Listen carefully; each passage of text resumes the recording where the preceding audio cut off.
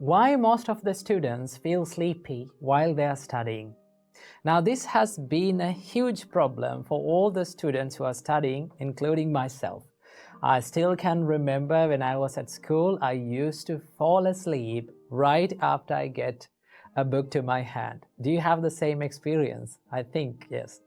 Well, today in this video, I'm going to be sharing with you 7 tips you can practice to stay away from sleepiness while studying. So the same thing happened to a monk who lived in the Buddha's time. He was struggling with meditation, especially he was struggling with the sleepiness during meditation. So the Buddha gave him these 7 advices and 7 tips to practice to stay away from the sleepiness during the meditation. But these tips can be applied to our studies as well. So without any further ado, let's dive into these tips. Tip number 1, change the perception.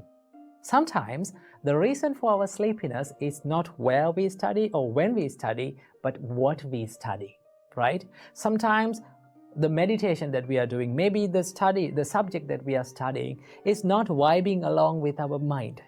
At that time, we feel boring and less interested. Once you feel boring, what is the normal reaction from your body? You feel sleepy, right? You feel the drowsiness within you. That is why the Buddha says, change the perception. Once you feel sleepy while studying or meditating, just change the perception. Change what you study for a little while. Let's say you're studying a subject and you feel boring, okay? You feel less interested. So what do you have to do?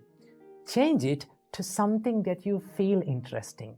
Maybe a subject that you feel fun in studying, maybe you enjoy that subject, maybe it is your favorite subject, maybe it is your favorite meditation, okay? Once you do that, what happens to you is you're doing something that is enjoyable and enthusiastic, you feel that enthusiasm within you, then your body and your mind becomes active.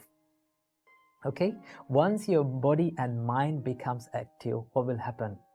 Your mind will open to new things.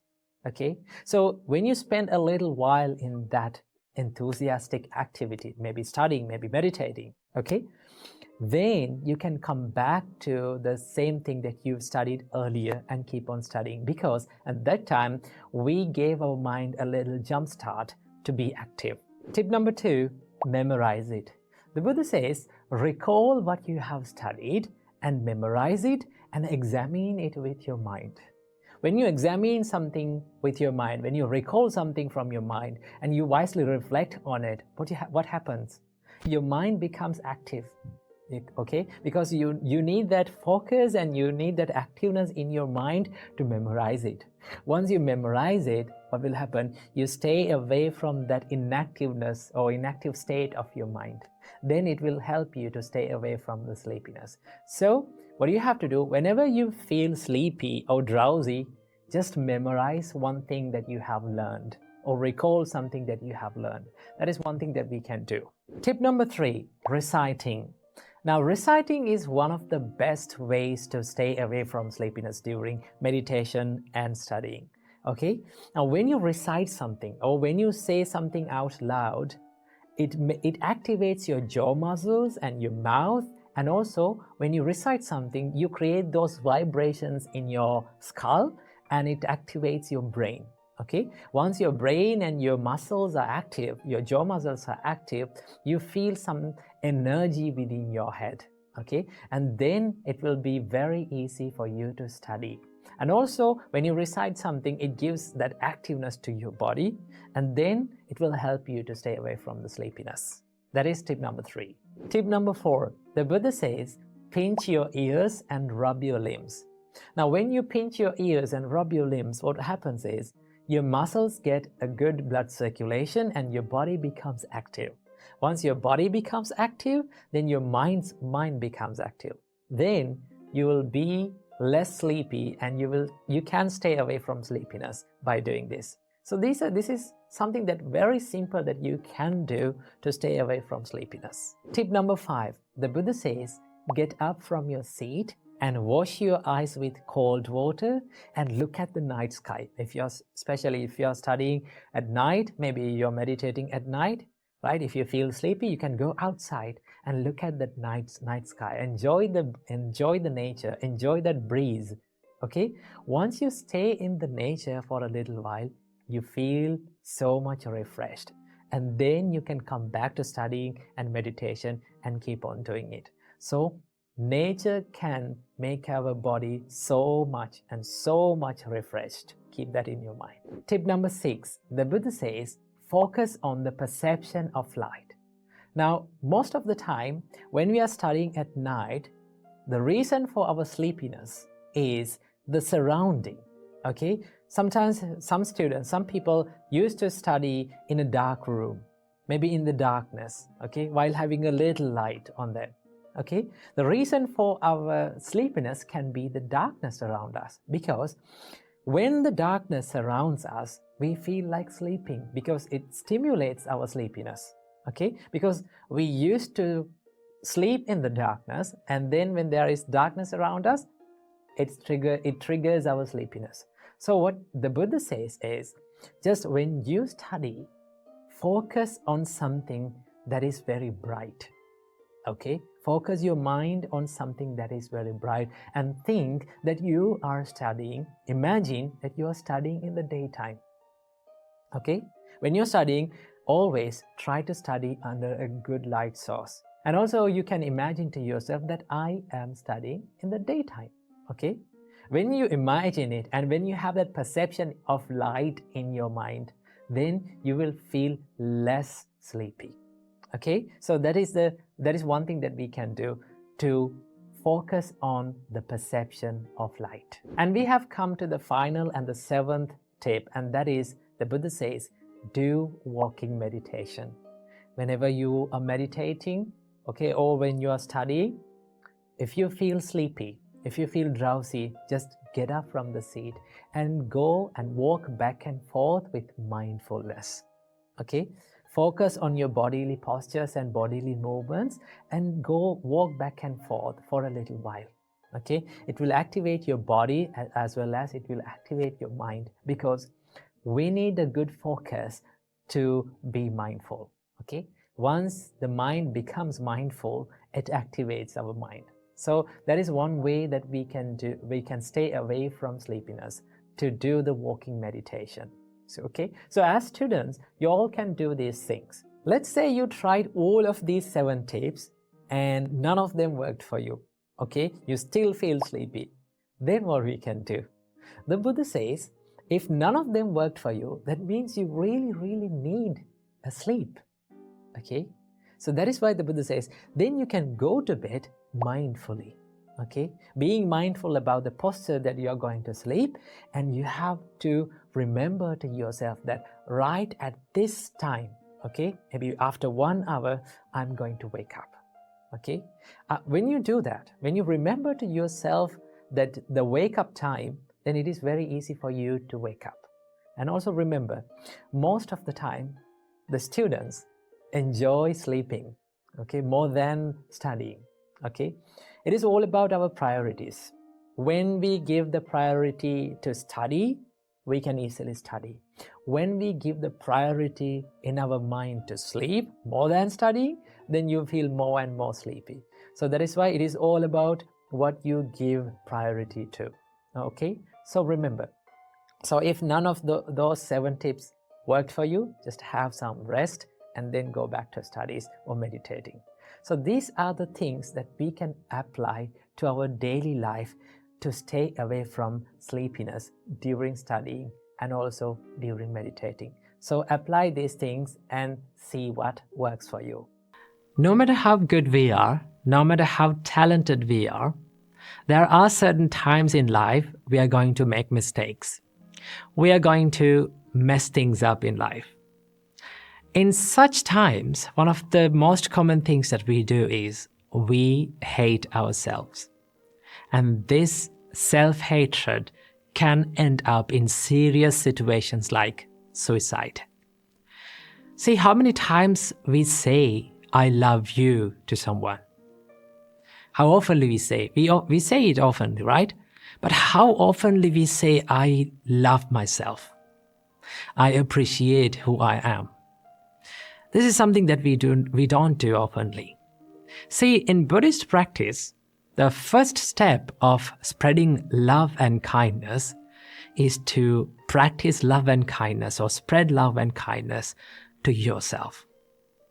So the Buddha saw that without being filled with self-love and self-kindness, you cannot be kind to someone else. So that is why we have to learn how to be kind and how to love ourselves without hating ourselves. So from this video, I'm going to be sharing with you few things that we have to understand and we have to practice to stop hating ourselves and to start appreciating and loving our life. Number 1, do not believe in labels. See, there are lots of labels that we have put on ourselves. For an example, your name. Your name is a label that was given by maybe your parents, and everyone start to call from that name, and it became your personality. It became who you are. Okay? Same like that, we are so good at labeling ourselves with our imperfections, with our mistakes, or with our incapabilities. But here's the thing, the more we label ourselves with our incapabilities, for an example, people say to themselves like, I am a person who is being angry all the time. Okay, I'm a person who has having a weak mindset. I'm a person who is lazy all the time. Okay, I don't have any friends. I'm not getting in with friends. Okay, I cannot be with these people. So the more you label like that yourself, it becomes your personality. And that is why we should not believe in the labels that we put on ourselves. Why? Because a label or your incapabilities or your weaknesses or your mistakes are just a thought pattern. And it is always can be changed. Okay? You can always improve.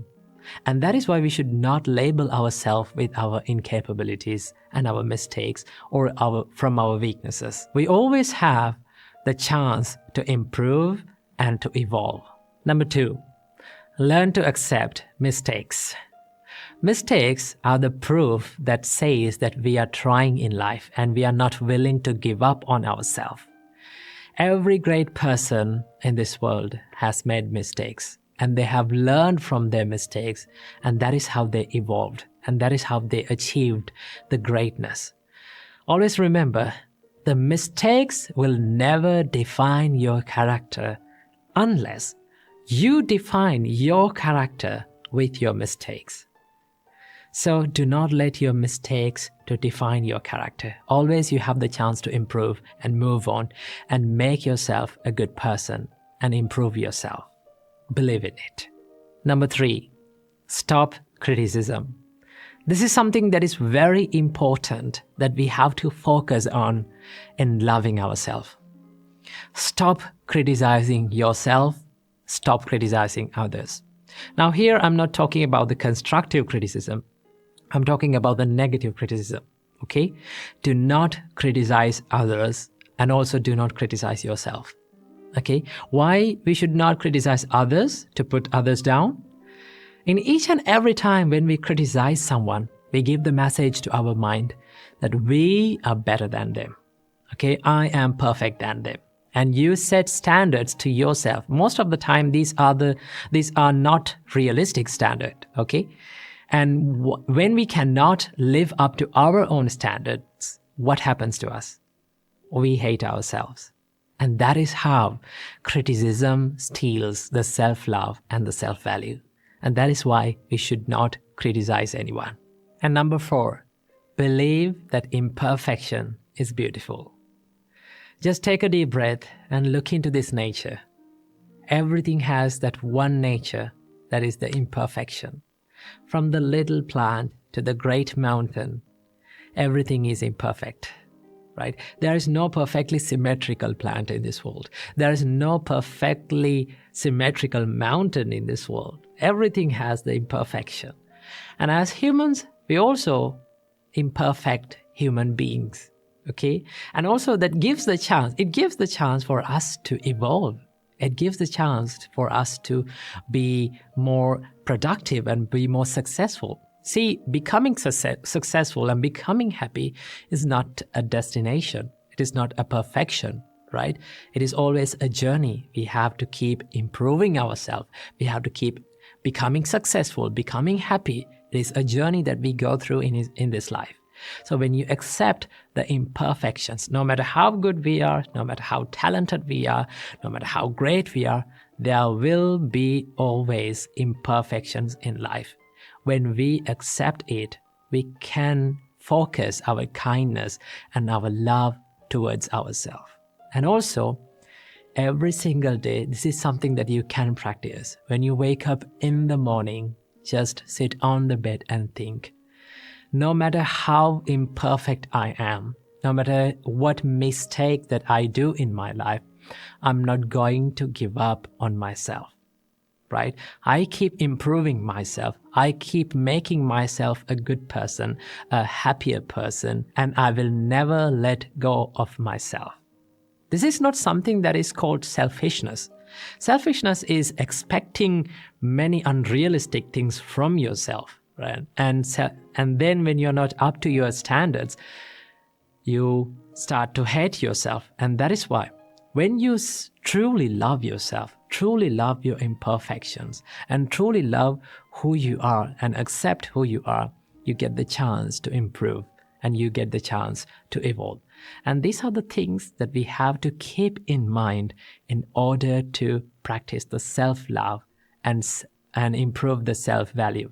So keep practicing these things and make your life happier and healthier. Namo Buddhaya. That we all struggle to say, and that is no. N-O, no. Two simple letters, one simple word, but saying no can be the most hardest thing in life to do. Why we struggle to say no? The reason why we struggle to say no is because we have gotten used to say yes to many unimportant things in life. Okay? When we say yes to unimportant things in life, what happens to us? We miss the chance and we miss the time to say yes to the important things in life and to the things that really matters to us. Okay? And that is why we need to learn how to say no to unimportant things and how to say yes and how to be more focused on saying yes to the important things in life. Okay? So the reason why I'm doing this video is because a couple of days ago, I came across this word. When I was chanting, I came across this word in Karaniya Sutta. The Buddha says, Appakicho, do less. If you practice the Buddha's teachings, if you practice the spiritual path, or in any area of your life, you have to do less. Do not do more. Now, the society says the quite opposite thing to us. The society says that do more. The more you do, the more you achieve. Do many things as much as you can, then you will achieve. But turns out doing more will not help us to be more productive. Okay? To be more productive in what we are doing. To be more productive what really matters to in life. So that is why we have to master to say no to certain things in life. And really be focused on what really matters to us. So from this video, I'm going to be sharing with you 5 tips that will help you to say no to unimportant things in life and to say yes and to be more focused on what really matters to you. Before learning how to say no to unimportant things in life, we have to understand why we say yes to unimportant things in life. The reason why we say yes to unimportant things is because of fear most of the time.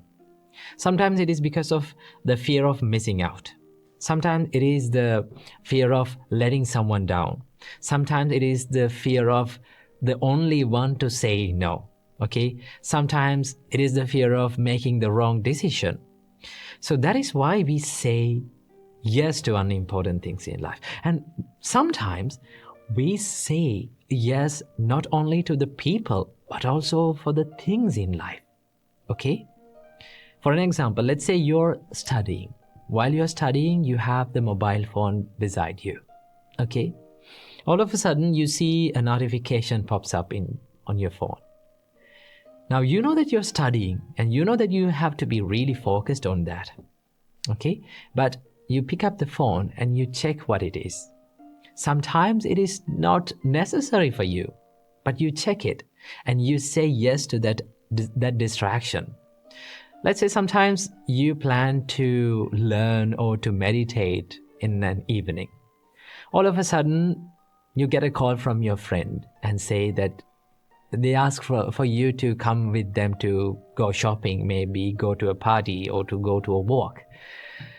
Because of fear of putting that person down or letting that someone down or to say no, we say yes to them. Okay?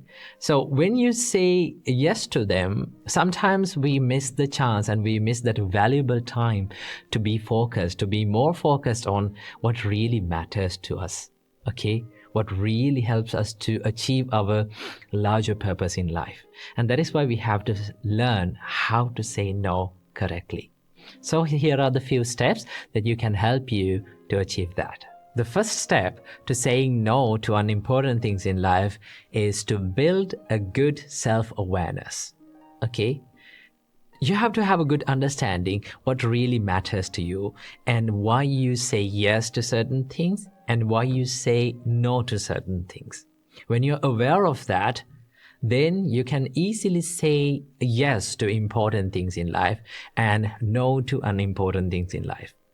So before saying yes to something, just ask from yourself this question, why? Why am I saying yes to this? Okay? Before saying yes to something or to a person, just figure out why you say yes to that person or why you say yes to that thing. Okay? Before you say no to certain things, you have to figure out why you are saying no to certain things in life. For an example, let's say you need to check your mobile phone. Okay, your mind says to check your mobile phone. Before doing that, you have to ask from yourself, why? Why am I doing this? Why should I do this? When you ask from yourself that question, you become more aware of yourself. You become more aware of what you're doing. The Buddha says, before you do something or before you say something, just ask from yourself that is it helpful for me? Is this thing that I'm going to do is helpful for me or helpful for others? Is it good for me? Is it good for others?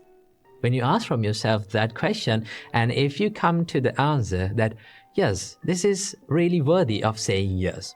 This is really worthy of saying, this is really important to me, then do it. But if you come across the answer that, no, this doesn't really matters to me, okay, it is not important to my life, then by all means, do not do it because it steals your time, the valuable time in your life. So the first step of saying no, learning how to say no to unimportant things in life is to build a good self-awareness. The second step of learning to say no to unimportant things in life is to build a good self-discipline. And now this is the most hardest part because it takes a lot of courage and grit to say no. And you need to be more disciplined to say no to unimportant things in life. Because sometimes the things that we say no, we have to say no to unimportant things in life may be the most enjoyable things in life. Okay? Let's say like we all like to enjoy in life, but sometimes those things that makes us enjoyable will not help us to be more productive. Okay, for an example, let's say you are going to study and you're planning to study, you're planning to meditate, but well, sometimes your friends ask you to come and join to a party. Okay, now you like to go to a party, but you know that the most important thing in your life is the learning process. That is what helps you to achieve more success. The most important thing in life is to build a good spiritual, a strong spiritual base in your life. So then it is very difficult to say no to those things because we fancy in doing all those things. Okay, so that is where we need the self-discipline, to be disciplined and to say no. This is what really matters to me and I have to do it. Then you have to say no to those people politely. You can explain why you are saying no. Okay, I heard this one quote saying that learn to say no to people without explaining yourself. I would say learn to say no to people and explain why you're saying no to them. Then they can understand why you're saying no. Okay, so then they will respect your time and your values in your life. So that is why we have to learn to say no politely and correctly. The third step is to understand that your time is valuable. Time is the most valuable asset that we have in our hand. Okay, and our time on this earth is really limited. You don't have an infinite time on this earth. We have a finite time and we have to use that limited time very well. So I would suggest look at your time like you look at your money. Okay, so when you get money, you don't spend that money lavishly or to whichever the thing that you want. You don't put that money wherever you are. No, we become more serious and you become more serious about your money. Same like that. Think about your time as you think about your money. Okay, because money can be earned again, but the time cannot be earned again. You cannot take back the time. It is limited. And that is why in this limited time, you have to do the best thing that you can do. Okay, be more serious when it comes to time. Don't waste it. Okay, it is the most valuable asset that we have. If you value time, if you respect your time, then you can say no to unimportant things and then you can learn to say yes to what really matters in your life. Okay, so respect your time and also respect other people's time as well. And the next step is to ask this magic question. The magic question is it really necessary? Before you say something, before you do something, before you say yes to someone or something, ask, is it really necessary?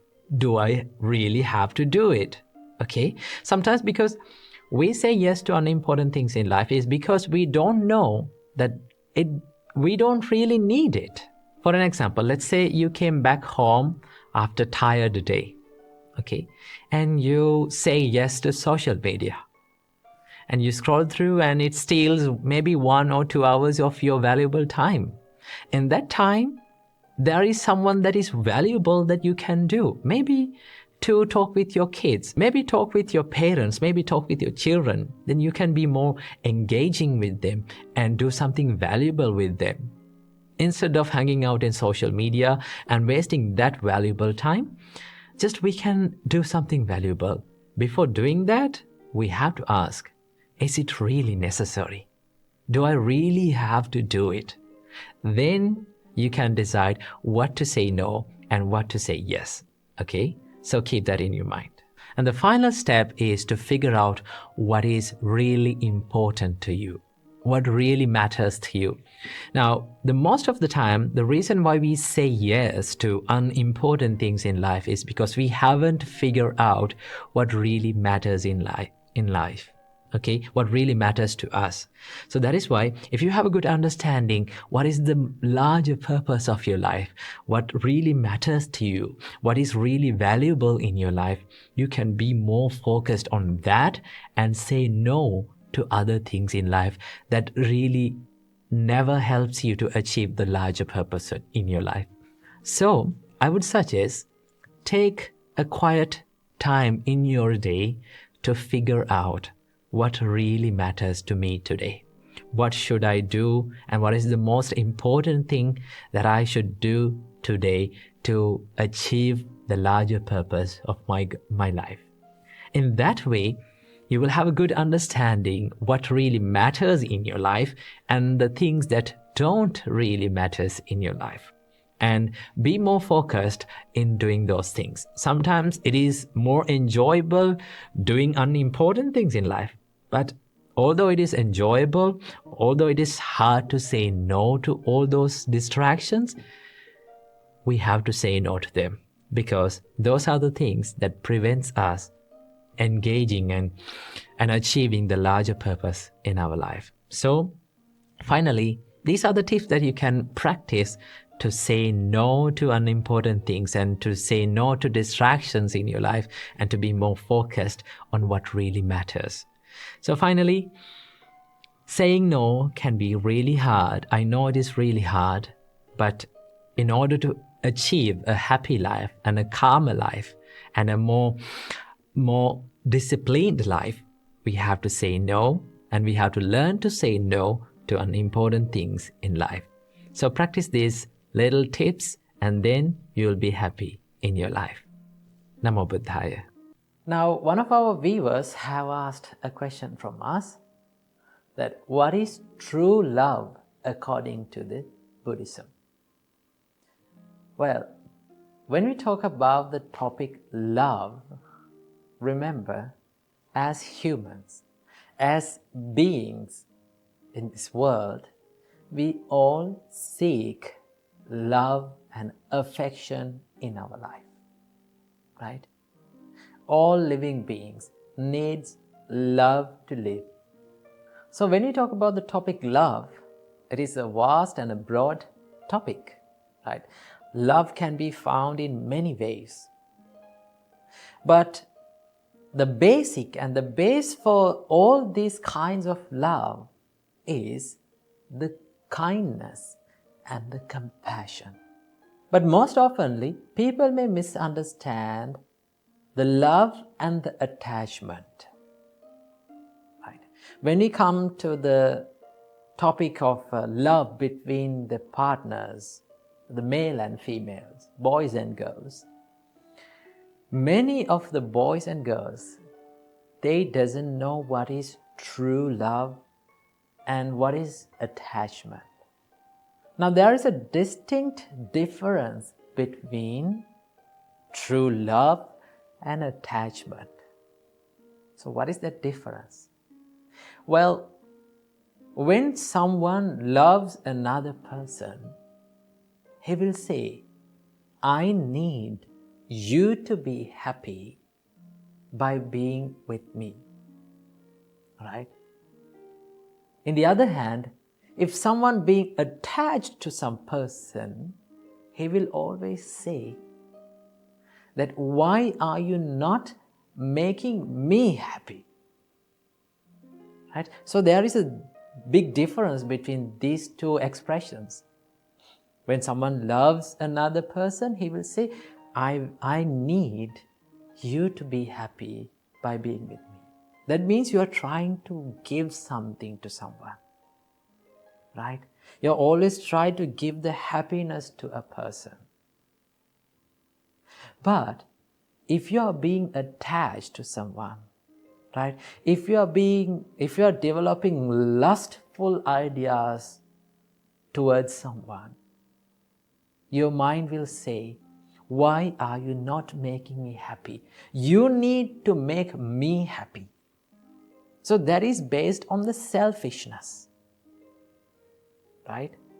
The true love is based on unselfishness, right? In the true love, there are many things, many good assets. There are the love, kindness, compassion, patience. These are the basic qualities that leads to the true love, right? If you're loving someone, you need to be kind to that person. You need to be compassionate to that person. You need to feel the sadness of those people. Now, when we talk about the topic compassion, compassion means to suffer with other people. That means if you can feel the pain that is hidden inside the people's life, if you can feel and become empathy, you can feel the empathetic feeling about them, then that is called compassion. If you can share the pain that is in another person with you, then that is compassion. So in true love, you need to have that sharing ability. And also, you need to have the kindness. You need to always wish the well-being of that person. Right? You need always to wish the good of that person. That is how you love truly.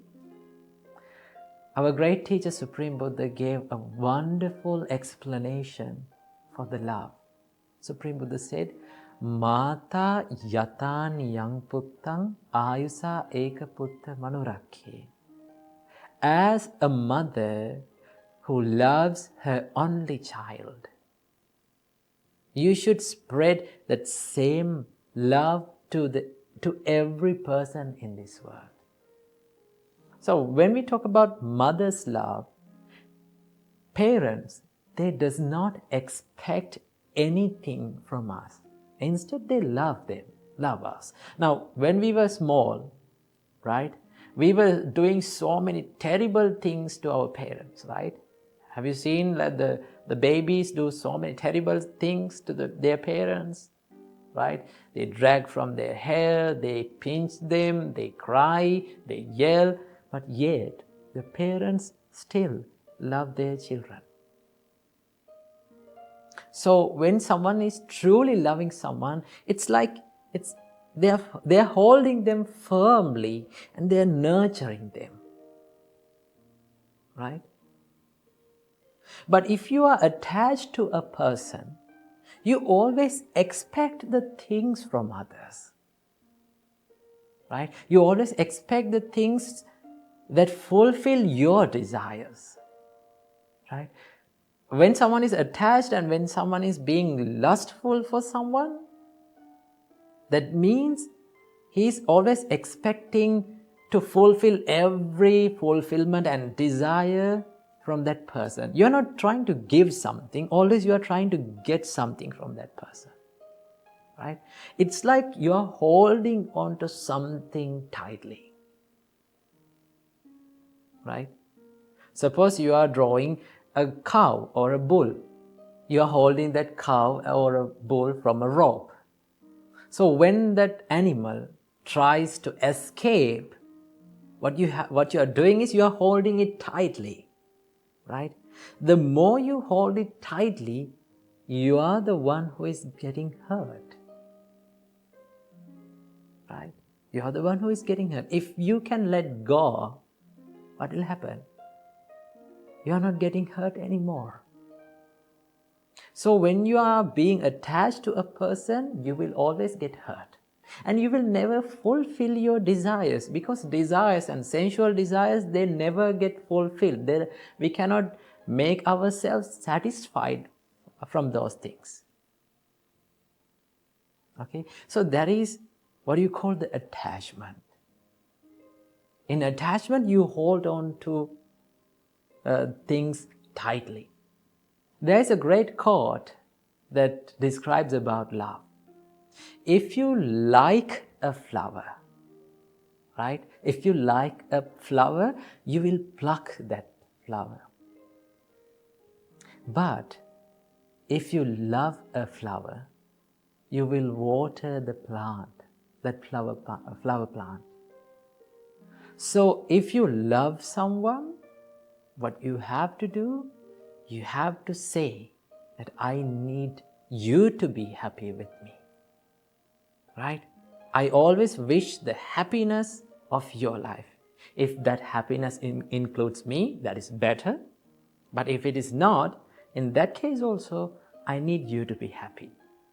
That is how you love truly. And that is the difference between the true love and the attachment, right? In true love, you don't expect anything from the person, but still you try to give the happiness to them. In attachment, you always expect the things from people, and still you will never be satisfied from them. So choose to love the people correctly. If you choose to love people correctly, then you will be a peaceful person throughout your life. Welcome to today's video. In today's video, we are going to take a look at the concept of karma according to Buddha's teachings. Now, when you hear the word karma, the first question that comes to your mind is, what is karma? What is the meaning of this word? Well, if you take a look at the definition of karma, it gives the meaning of action, right? But in Buddhism, it is more than action. The Buddha said it is intentional action is the karma. In Nibbedika Sutta, Buddha explains this as Chetanahang bhikkhave kammang vadami chetayitva kammang karoti kayena vachaya manasa.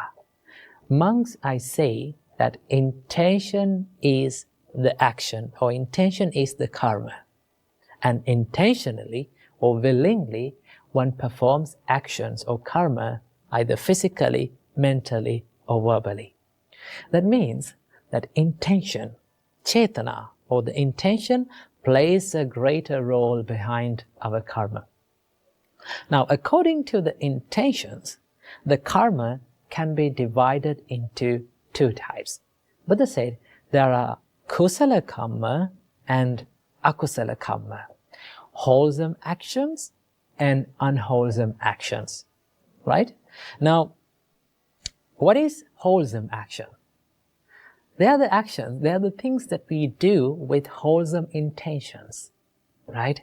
Like we do certain things with wholesome intentions like love and kindness, compassion, patience, serenity, right? When we do certain things from our body, speech, and our mind with wholesome actions, wholesome intentions, we generate karmas that are wholesome. And also there's the other side of the karma, that is unwholesome actions. Okay? Now, akusala karma or unwholesome actions is a broader topic, because so many people think that akusala karma is something that is bad when it comes to unwholesome actions, right? Akusala karma is not only bad, but also there's another hidden meaning behind this. And that is, there are certain things, there are certain actions that we perform during our day-to-day life, right? They're the things that we do in day-to-day life, like talking and writing and like sleeping and traveling. We need actions and we need intentions to do this. Intentionally we do all the actions. But they are not certainly unwholesome. So the meaning of akusala karma means the actions that do not fall under the wholesome actions or kusala karma. Of course, there is the unwholesome actions or the bad karma or the evil karmas that we do, and also there is other neutral karmas that we perform during our day-to-day life. So they are called the unwholesome actions, right? So based on the intention, the karma can be divided into two different parts, and they are wholesome actions and unwholesome actions. Kusala karma and akusala karma. Okay? And the word karma does not come alone. It comes with this word vipaka or phala, right? Vipaka, the word vipaka gives the meaning of result or outcome. And the word phala gives the meaning of the fruit. Okay? Now the word phala is a great word to understand about the law of karma. Let's understand about it in this way. Let's say I planted a mango seed on the ground. In few years' time, what do I get? I can have mangoes, right? And also, if I planted a chili seed, in few months' time, what can I get? I can get chili, right? So, when we plant something, a seed, it has the potential to give the result in the future. Right? If I planted a mango seed, that mango seed has the potential, it has the ability to generate mango fruits in the future. Okay? Same like that. If I did a certain karma in this moment, right? If with an intention, if I perform an action in this moment, it has the potential to create a series of experiences in the future, whether it is good or bad, right? So remember, the vipaka is the effect that we are going to get in the future, right? Now, this whole idea behind this law of karma is the law of cause and effect. When we make the conditions for something, then we are going to get the results out of it in the future. Now, the nature of the results highly dependent on the nature of the karma that we perform today. Let's understand about this in this way. Now, I planted the mango seed, right? That mango seed had the power to generate mangoes in the future, right? But if I wish this mango seed to give chilies in the future, no matter how hard I wish, I will never get chili out of it. I get mangoes because it has the nature of generating mangoes. Same like that, right? If I did an action with an intention, it has the power to generate the experiences or the vipakas in the future. So if the nature of this karma that I am performing today has the intention of wholesome, or if I did with a pure mind, a pure intention, it can generate desirable experiences in the future, desirable results in the future, because that is the nature of this seed of karma.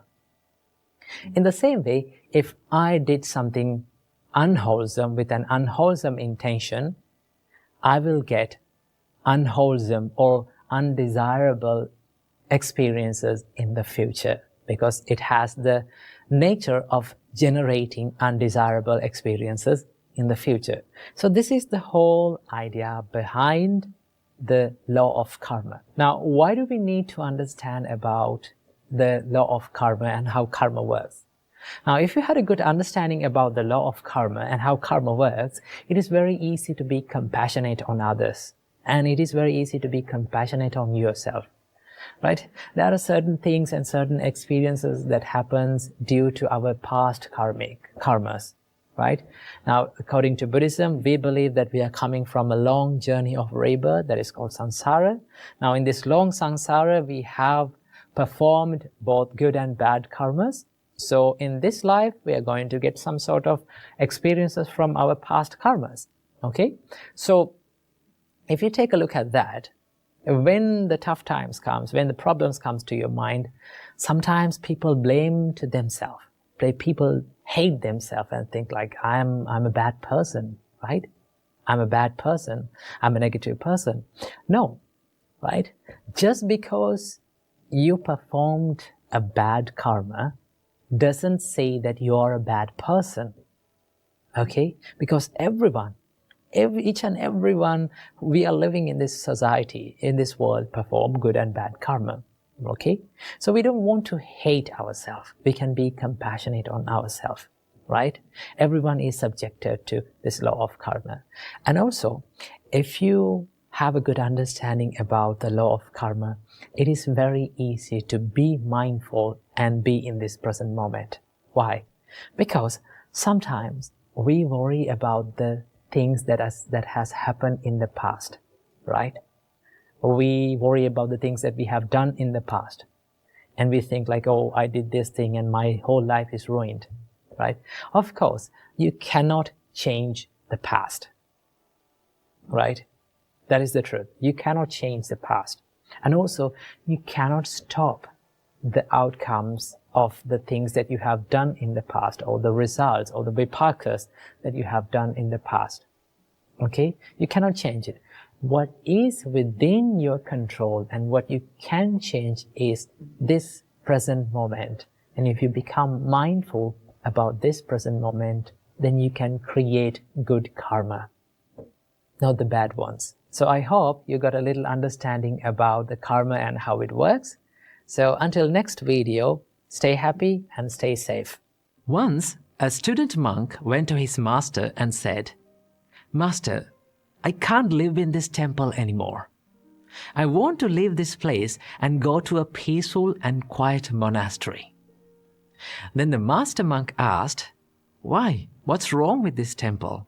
Tell me what happened." Then the student monk said, "See, everyone in this temple are toxic to me. There are some monks who are too much into politics in this temple. And there are some other monks who always talks negative stuff about me and about others. And there are some others who spend their whole day doing nothing but just gossiping. I don't think that I can practice my spiritual life in this temple.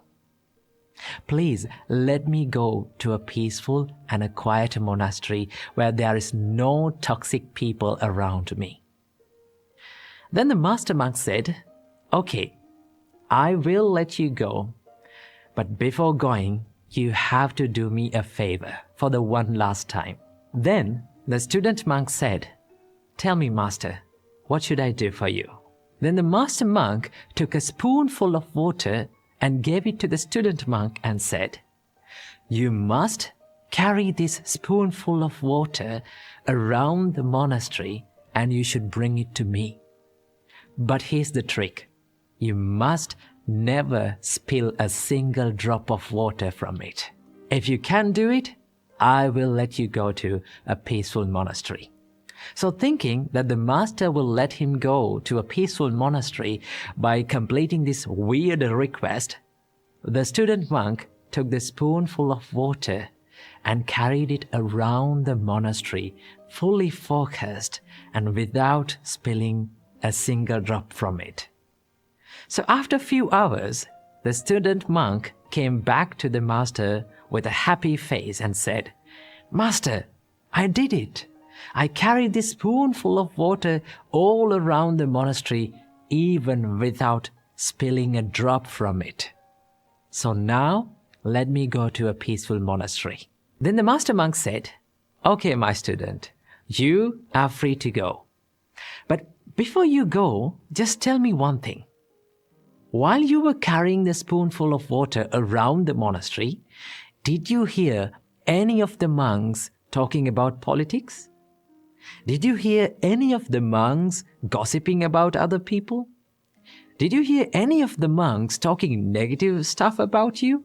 Then the student monk said, "Master, I was focused on the spoon and I didn't have any time to listen to all those noises." Then the master monk said, "See, my student, if you are fully focused on your goal and if you are fully focused on your purpose, you don't have time to listen to all those other negative noises around you. Remember, wherever you go in this world, you will meet negative people around you.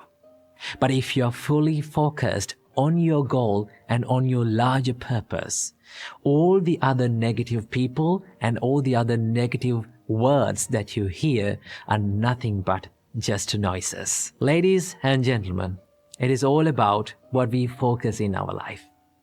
The more we focus on other people's behaviors, other people's words, other people's lives, there will be many toxic people around us. But if we are focused on ourselves, our goals, our purpose, all those negative stuff will become nothing but just a noise. See, it is easy to criticize other people. It is easy to see the dark side and the negative side of people. But it takes a heart of bravery and kindness to see the bright side of people. We all have imperfections in our life. We all make mistakes. We all make bad choices. And all those faults, imperfections are the things that makes us who we are. So when you work with people or when you're on social media, you will come across with people that you don't like. You will come across with ideas that you don't agree with. Remember, In all those times, you have the power to choose whether to react with negativity or to respond to them with positivity. Ladies and gentlemen, it is all about what you choose to do and what you focus in your life. So, focus on yourself and choose to respond to them with positivity. Welcome to yet another episode in Inner Guide Q&A program. Now it's been a long time that we haven't done a Q&A session. So today we are going to answer one of your questions. Someone has mentioned in the comments that it said that what to do when the life is becoming unfair and what to do when life is not going in my way. Well, we are going to talk about this today. First of all, remember the nature of our life. What is the nature of our life? Life is a little bit unfair. That is the real nature. But the problem is we expect that everything in our life to be perfect and to be fair. That is the problem. That is where the real problem is. Because Buddha said, if you have expectations, if you have more and more expectations inside yourself, chances are very high for you to feel so stressed.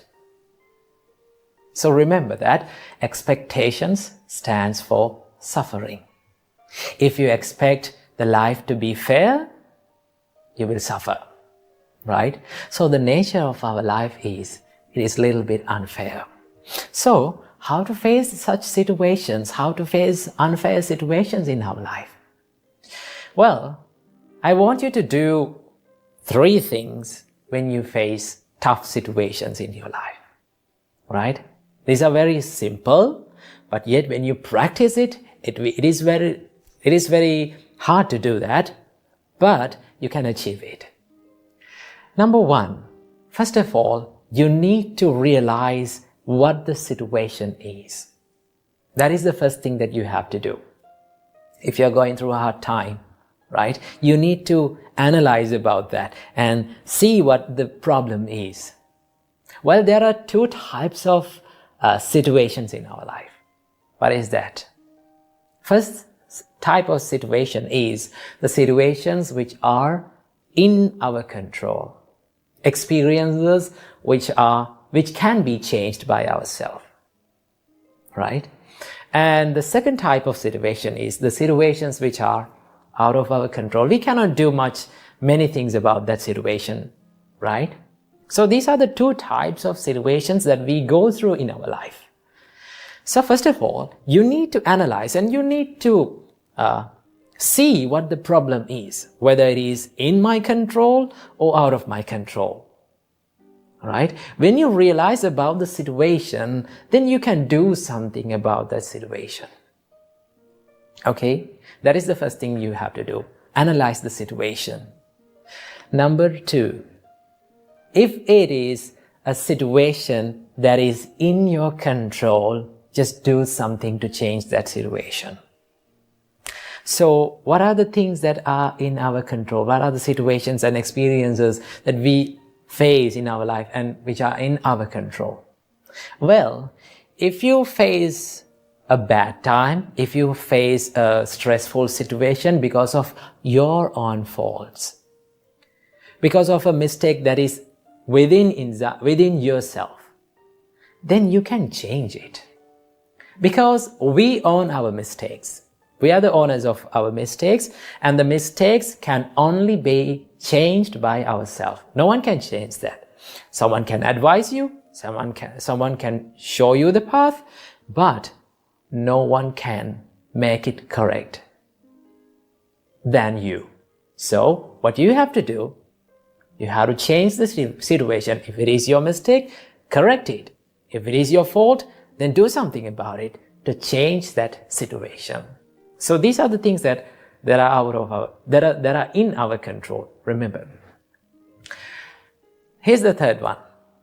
When we face the situations that are out of our control, how to face that situation? Well, these are the situations we spend most of our time trying to change that, but we cannot do anything about that situation. So what are the situations which are out of our control? There are many things, right? Criticism is out of your control. People's opinions, they are out of our control. How people behave in front of you is totally out of your control. They are their choices, not your own choice. But we try to change these situations and we become so sad and depressed trying to change, and we find that we cannot change this situation. So if you cannot change the situation, what you have to do? You have to change your perspective about the situation, right? You can change the perspective about the situation, because the perspective, the perspective and the way you see that about that situation is totally in your control. Because your thoughts are in your control, right? So what you need to do is, if you cannot change the situation, change the perspective, change the way you see about that situation. Okay? So remember, when people act weird in front of you, when people try to make you angry, when people criticize you, right? When people give unwanted opinions about you, just think, these things are out of my control. I should not waste my time of my life to change these situations. It is much better to change my perspective about this situation. So how can you change the situation? How can you change the perspective? You can be kind to them, right? You can maintain a positive mindset inside you, right? It is much better to maintain a positive mindset daily, every day, right? Listen to some things like positive things, positive words every day. It is much better to do that, because the more you listen to the positive words, positive ideas, right? Then the more you become positive inside, right? Then you can change your perspective about the situation. That is what you can do. Always remember what Buddha said. It is a nice quote that Buddha said that describes about the life. Buddha said, "Achinti tampi bhavati, chinti tampi vinasati." That is one of the greatest and one of the nicest quotes that Buddha have told about the life. In life, Buddha said, "Achinti tampi bhavati." Most of the times, unexpected things happen. Isn't that true? We don't know what will happen in the next time, right? It is a mystery. So in life, always unexpected things happen. And the things that we expected will going to be destroyed, right? If we expect something, we don't get the same thing. That is the thing. So remember that quote that was said by the Buddha. Achinti tampi bhavati, chinti tampi vinasati. Right? And there's another quote that was said by the Buddha. Sadharanang vihanyanti. If you expect the life to be fair, chances are more that for you to suffer in your life. So live with less expectations, right?